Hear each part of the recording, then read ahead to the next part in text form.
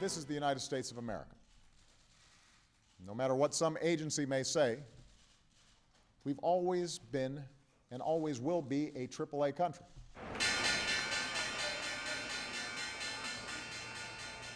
Investors did not share the president's optimism of the credit downgrade that caused a major freefall on Wall Street yesterday.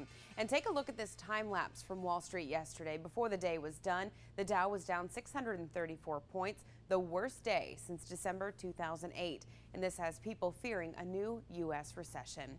Good evening. I'm Amanda Decker in for Mike Mickle. Welcome to INN News. The fallout continues from Standard & Poor's credit rating downgrade last week, not just here, but also overseas. Japan's Nikkei fell below the 9,000 mark for the first time since the earthquake and tsunami.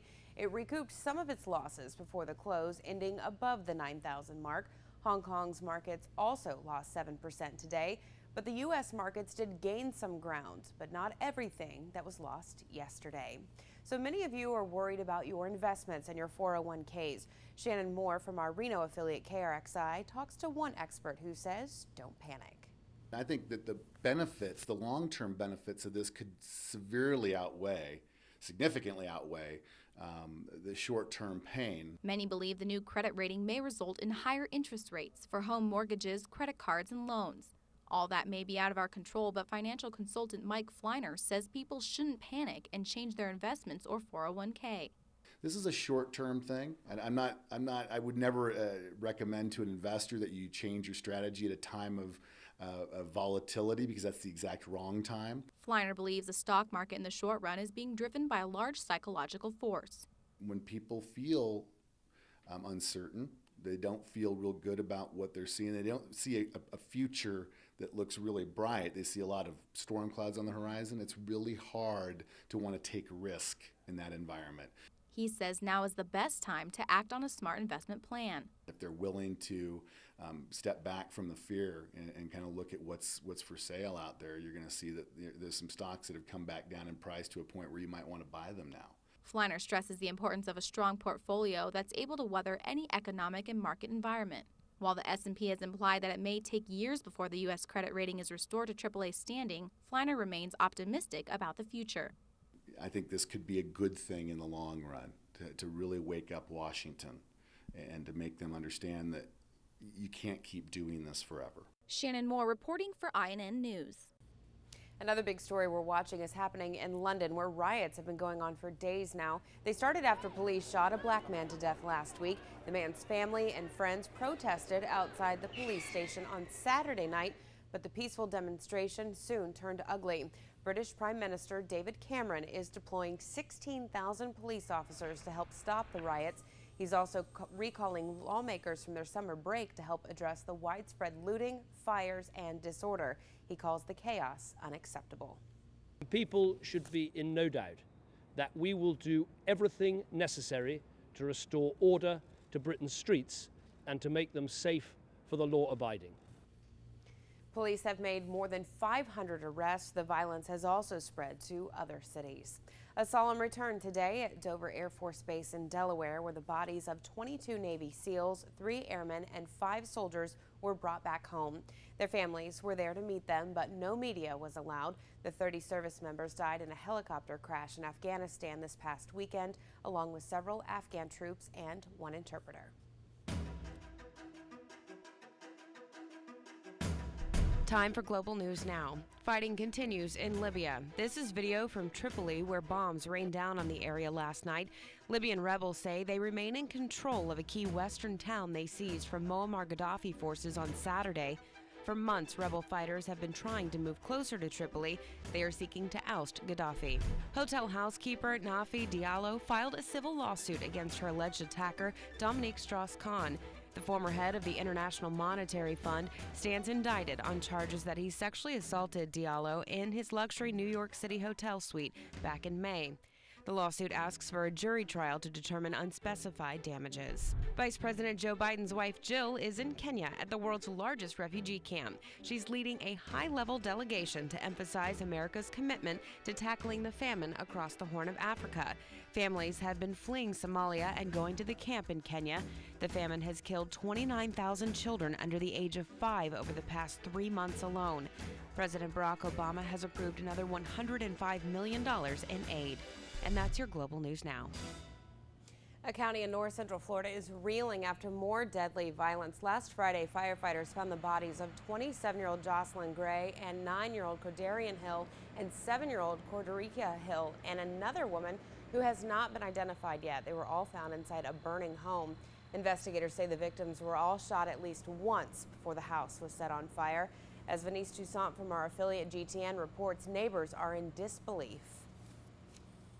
A small, quiet neighborhood turned upside down with grief. It's sad because, I mean, it's mostly like quiet out here.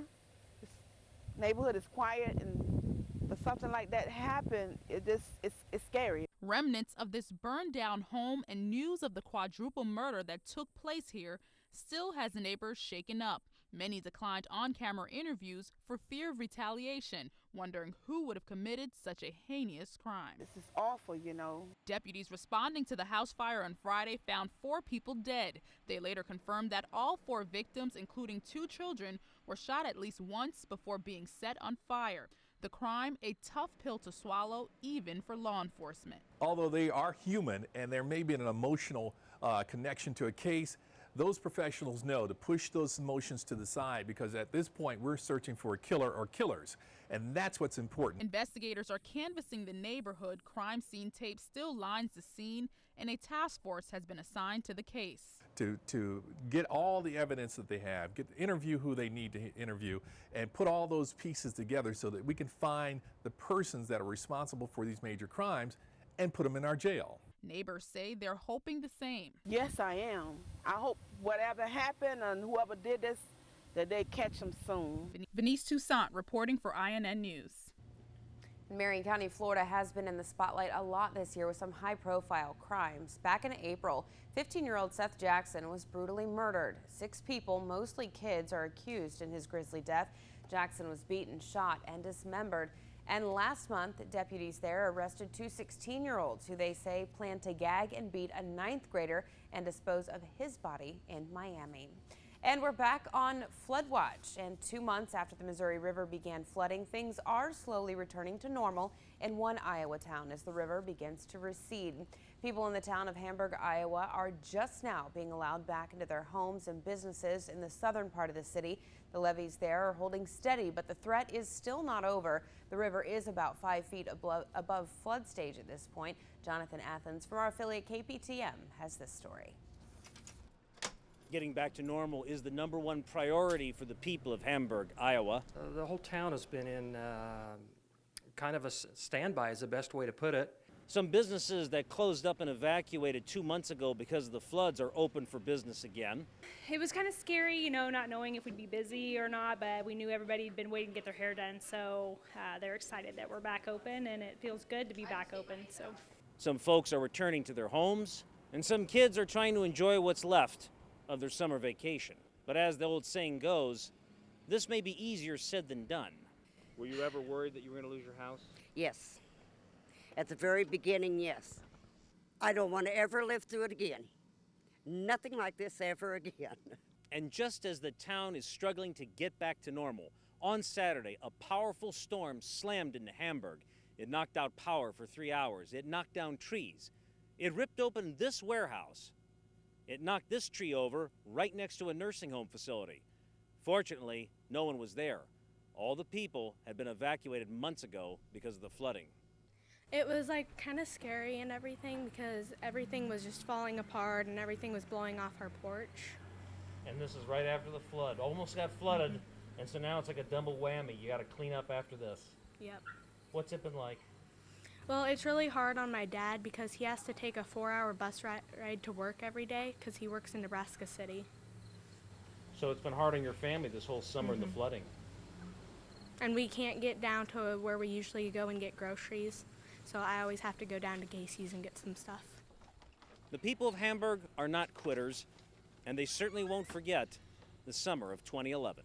Some people, they've had more damage than that, but like I say, we're all survivors here, and we'll make it. Jonathan Athens reporting for INN News. Hamburg's fire chief says it's going to be at least a month before the water levels start to drop anymore. Well, spending more of your cold hard cash for a cold treat, why ice cream prices are climbing. And speaking of ice, one man's theory that these big chunks can save the world from going hungry. These stories and much more still ahead on INN.